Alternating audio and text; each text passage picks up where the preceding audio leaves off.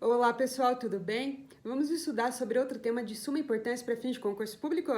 Então vamos lá. E não esquece, pessoal, depois de assistir o vídeo, curtam, compartilhem, comentem, divulguem o canal para outros concurseiros de plantão como forma de difundir o conhecimento jurídico, não é mesmo? Também se inscrevam e acionem o sininho. Hoje eu resolvi falar sobre um tema diferente, aliando a história do Brasil com o histórico de nossas constituições brasileiras. Esse foi um tema proposto pelo meu amigo e colega Sérgio Neves. Muito obrigada pela proposição do tema, Sérgio. Então, eu vou fazer uma sistemática diferente. Eu vou contando a história do Brasil e vou falando sobre as características preponderantes sobre cada constituição que nós detivemos dentro da sua evolução histórica. Primeiramente, é importante ressaltar que nós sabemos que houve a independência do Brasil em 1822. Logo após, em 1823, houve uma manifestação dos latifundiários da época, proprietários de grandes latifúndios rurais, em que eles instituíram uma Assembleia Constituinte para formular uma Constituição mais liberal, com facetas liberais, advindas do modelo iluminista da época, em que era marcada também por características anti-monarquia e também anti-lusitana, ou seja, contra os portugueses da época.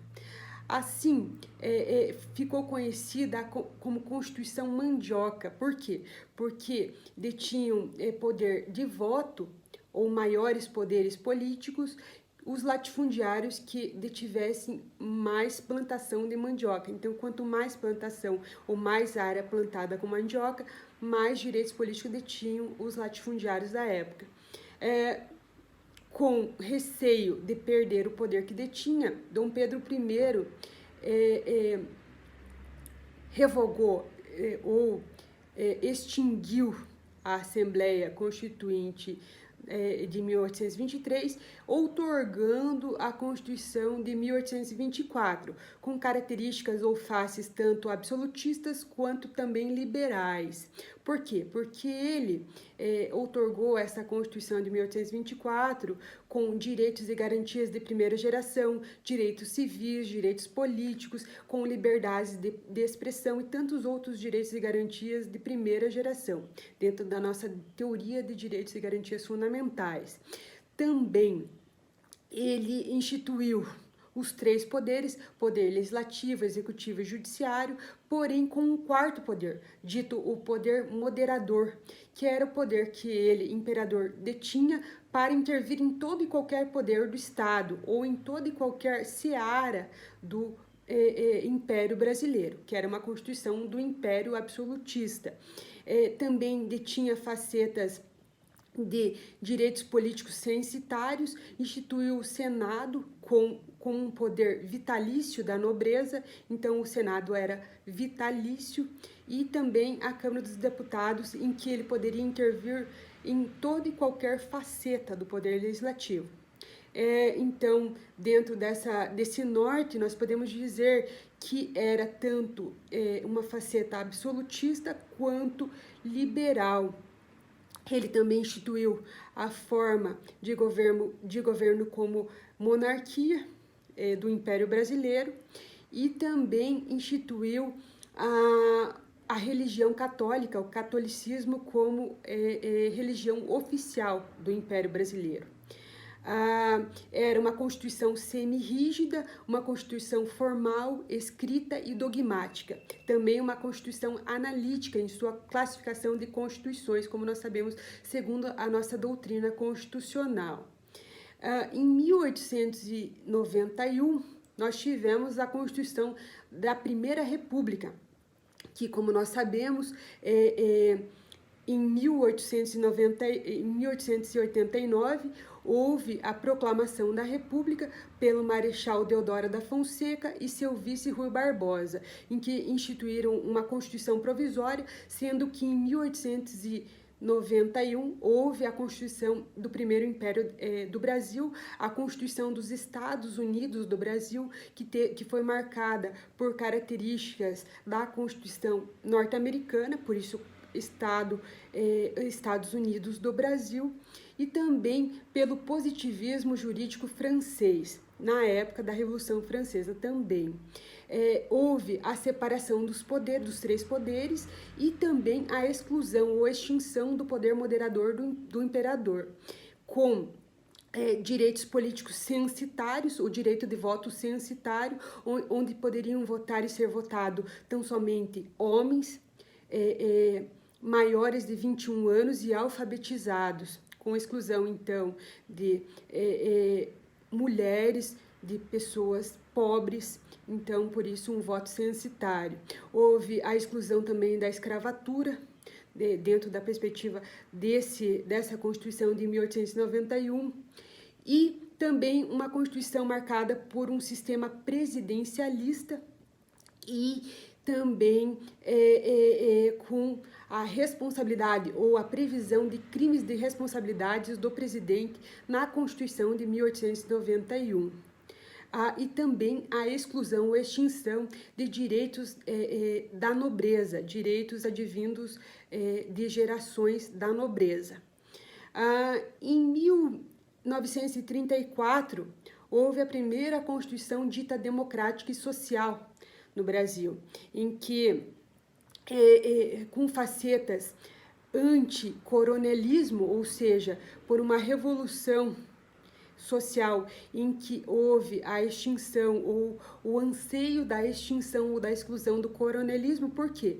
Porque, segundo a previsão da Constituição de 1891, a primeira Constituição da República, houve a previsão de eleições com o voto censitário, como já foi dito. E como houve o anseio por poder dos coronéis, em que os coronéis tinham o seu poder dito pelos latifúndios detidos por eles, eles poderiam então fazer os currais eleitorais, ou seja, eles ditavam em quem o trabalhador rural deveria, o seu empregado deveria então votar. O candidato apoiado pelo coronel vigente na época, com o anseio de extirpar esse coronelismo da época da Primeira República. Então veio a Revolução dos anos 30, com a promulgação da primeira Constituição dita democrática e social de 1934, perante o governo de Getúlio Vargas, em que foi uma Constituição que previu direitos fundamentais e direitos sociais, como direito à educação, como direito social, direito dos trabalhadores. Os primórdios dos direitos dos trabalhadores foi na Constituição de 1934, também direitos da família, direito da segurança nacional e tantos outros direitos sociais que foram previstos nessa Constituição de 1934. Também a instituição da justiça eleitoral, da justiça militar e de tantos outros códigos, como a CLT foi prevista entre a Constituição de 34 e a Constituição de 46, como nós sabemos. Então, vários direitos foram instituídos, foram promulgados de acordo com essa Constituição de 34. Porém, em 1937, Getúlio Vargas instituiu o Estado Novo, em que ele outorgou a Constituição de 1937, a dita Constituição Polaca. Por quê? Porque ela foi modelada de acordo com características da Constituição polonesa, uma Constituição dita fascista e ditatorial, por assim dizer. Então, ele limitou direitos e garantias fundamentais dos cidadãos que foram, então, retirados da Constituição de 37. Ela foi uma Constituição marcada por esse governo centralizado no poder do presidente da República, Getúlio Vargas, e que que instituía o seu governo de acordo com decretos presidenciais, decretos-leis, e que, então, centralizava tanto o poder legislativo quanto o poder executivo em suas mãos. Ele detinha os dois poderes. Ele extinguiu o Senado e substituiu pelo Conselho Federal, que era, então, integrado por integrantes eleitos e indicados pelo presidente da República. Ele também poderia extinguir ou excluir a qualquer momento a Câmara dos Deputados, então com faces evidentemente ditatoriais e com limitação de direitos e garantias fundamentais, como já foi dito.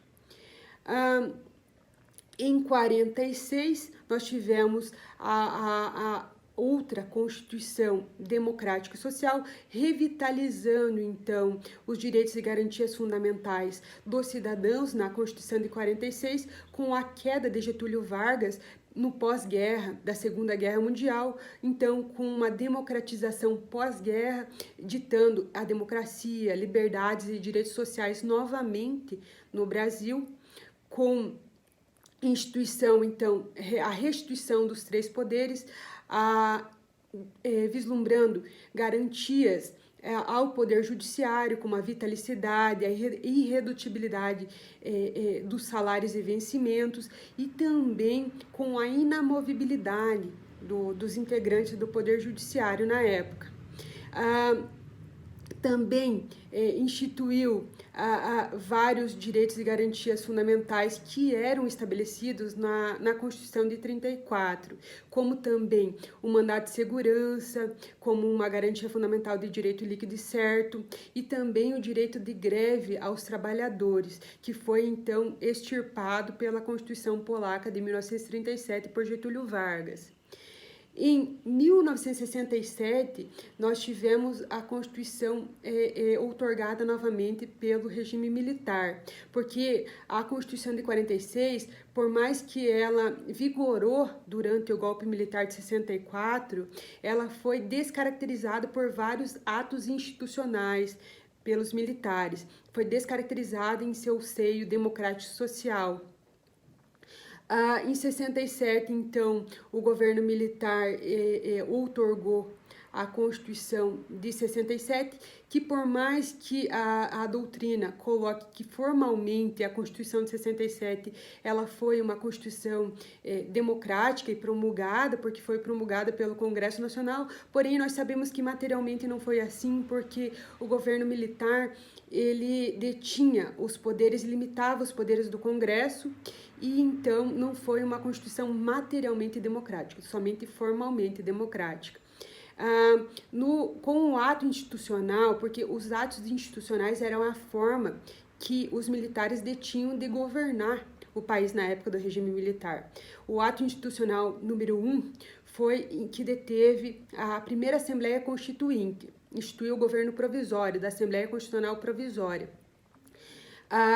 No ato institucional número 2, houve a previsão, então, da remodelação do governo ditatorial,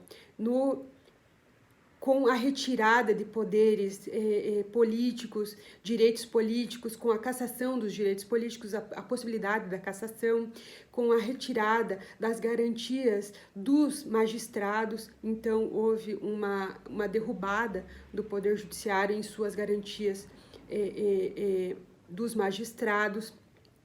Também uma retirada do poder democrático do Estado, dentro dessa previsão. Com o ato institucional número 3, houve a instituição dos governadores do Estado de uma forma indireta, ou seja, uma indicação, uma eleição indireta dos governadores do Estado no Brasil. E com o ato institucional número 4, houve a Assembleia Constituinte que instituiu e outorgou a Constituição de 67, pelo presidente militar na época. E com o ato institucional número 5, houve então a retirada de todos os direitos e garantias fundamentais dos cidadãos, com a instituição da censura no teatro, na música e na imprensa, também com o fechamento do Congresso Nacional por quase um ano. Então foram retirados todos os poderes do Poder Legislativo, do Poder Judiciário, e também todas as liberdades, direitos e garantias fundamentais foram extirpados dos cidadãos brasileiros. Em 69, houve a emenda constitucional número 1 de 69, que alguns doutrinadores colocam como sendo também uma espécie de constituição. Outros doutrinadores colocam majoritariamente que não foi uma constituição propriamente dita, foi só uma emenda constitucional. Então, parte da doutrina considera que nós tivemos 8 constituições e parte da doutrina considera como sendo 7, tão somente. Então, considerando que a emenda constitucional não é uma espécie de constituição propriamente dita da nossa República de 88, da nossa República do Brasil.